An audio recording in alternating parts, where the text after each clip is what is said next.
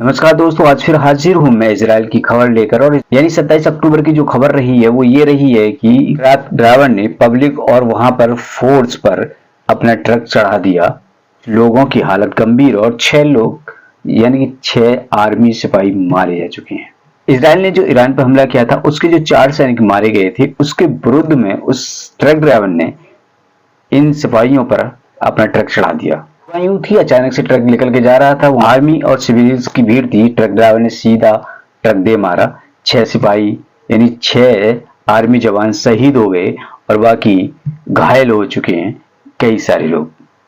तो ये थी इसराइल की वो खबर जिससे इसराइल पूरी तरह से दहल गया है कि ट्रक ड्राइवर ने ईरान के सैनिकों का बदला ले लिया है और वो जो ट्रक ड्राइवर था वो फिलिस्तीनी बताया गया है। वहां की आर्मी ने उसको तुरंत गोली मार दी, वो अलग बात है। ट्रक ड्राइवर भी जिंदा नहीं बचा है, लेकिन हाँ इतना जरूर है कि ट्रक ड्राइवर अपना काम कर गया।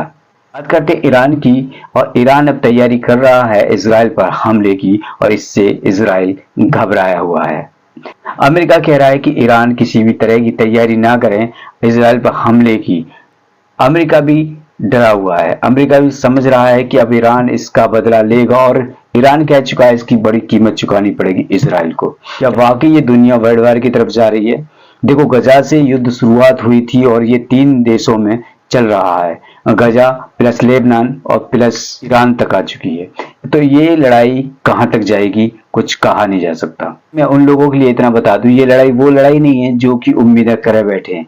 किसी को ये लग रहा है कि ये लड़ाई कयामत की निशानी वाली लड़ाई है, तो मुझे तो ऐसा अभी तक नहीं लग रहा सर कि कयामत वाली लड़ाई है।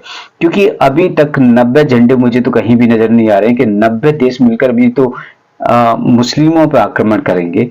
तो भी तो 90 झंडे कहाँ नजर आ रहे हैं। यूरोप, मुझे लग नहीं रहा कि अभी 90 देश एक साथ आने वाले हैं जो मुसलमानों पर आक्रमण करेंगे। हदीस का क्या मतलब निकलेगा ये तो हम नहीं समझ पाते हैं। हम अपने दिमाग से कुछ और निकाल रहे होते हैं लेकिन निकल के कुछ और आता है। 90 झंडों की बात की गई है, तो हो सकता है 90 झंडे एक साथ या तो उजागर करके सेना लड़ेगी, या ऐसा हो सकता है कि 90 देशों के लोग मुसलमानों के खिलाफ हथियार यूज करवाएं, जैसे कि इसराइल को दिए जा रहे हैं हथियार। और तो 90 ही देश मिलकर उनको दे रहे हैं। यहाँ तक कि भारत का भी नाम है, भारत ने भी इसराइल को हथियार सपोर्ट किया है। ऐसे ही कई कंट्री के नाम हो सकते हैं। तो हो सकता है कि इस तरह से 90 झंडे कहा गया हो, तो कह नहीं सकते। या हो सकता है 90 झंडे ऐसे कहा गया हो कि सामने से न लड़कर वो अपनी सेना को भेज दें। आप देख पा रहे हैं कुछ देश इसराइल के साथ लड़ रहे हैं, तो कई देश इसके खिलाफ भी लड़ रहे हैं। लेकिन अभी तक कयामत की ये वो लड़ाई है कह तो नहीं सकता। और अभी तो बहुत चीज निशानियां ऐसी है जो पूरी तरह से पूरी नहीं हुई हैं। लड़ाइयां अब धीरे धीरे बढ़ेंगी, अभी बढ़ी नहीं है, अब लड़ाइयां बढ़ेंगी। जुर्म अभी नहीं है इतना, लेकिन अब बढ़ेगा। दिन पे दिन अब जुर्म बढ़ते चले जाएंगे। लेकिन अगर तुम बैठे हो कि ये इमाम मेहंदी वाली लड़ाई है, तो मुझे अभी तक ऐसा लग नहीं रहा है कि इमाम मेहंदी वाली ये लड़ाई है कि इमाम मेहंदी आएंगे और इस पर जंग फतेह करेंगे। अभी ऐसा कुछ लग नहीं रहा है। लेकिन हाँ, मुसलमानों का अकीदा है, मुसलमान इस बात पर विश्वास करते हैं और ये जंग है तो फिर फतेह नहीं हो पा रही है। हाँ, इस बार आप ये कह सकते हो कि 7 दिन में 3-4 देशों को धूल चटाने वाला इजराइल इस बार गजा को 1 साल में भी नहीं हरा पाया। तो कहीं ना कहीं ये लड़ाई लंबी तो जा रही है, उस बात में अलग बात है। लेकिन ये वो वाली लड़ाई है कह भी नहीं सकता। मैं पूरी तरह से इनकार भी नहीं कर रहा हूँ कि वो वाली लड़ाई हो सकता है कि 9 साल लड़ाई चल भी सकती है भाई। कैसे कि गजा से ही नहीं चलेगी, हो सकता है कि जैसे ईरान के साथ चले, लेबनान के साथ चल रही है। हो सकता है इन दोनों देश और कोई देश सामने आ जाए, जैसे रूस आया सपोर्ट में, कोई और आ जाए तो उन साथ में चलती रही, धीरे धीरे करके चलती रहे। जैसे 1-1.5 साल से यूक्रेन में लड़ाई चल रही है, अभी तक रूस विजय प्राप्त नहीं कर पाया है। तो ये सारी चीजें हैं हो रही हैं।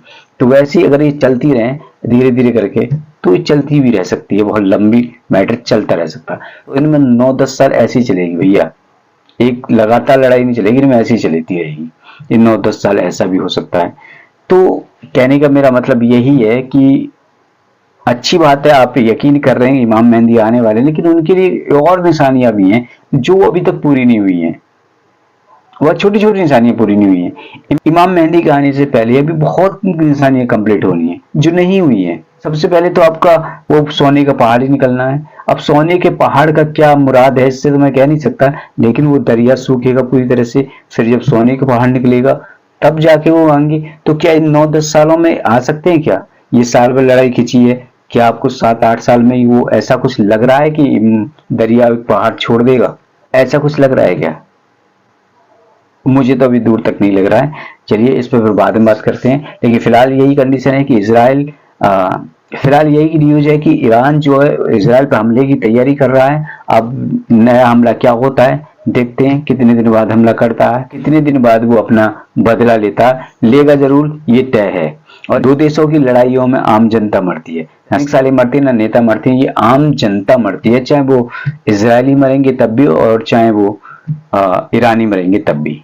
सामने से लड़ाई लड़े ताकि पता चले कि गोलियां कौन खा रहा है। सो आज की वीडियो में इतना ही, मिलते हैं फिर अगली वीडियो में, तब तक के लिए जाएंगे इजाजत।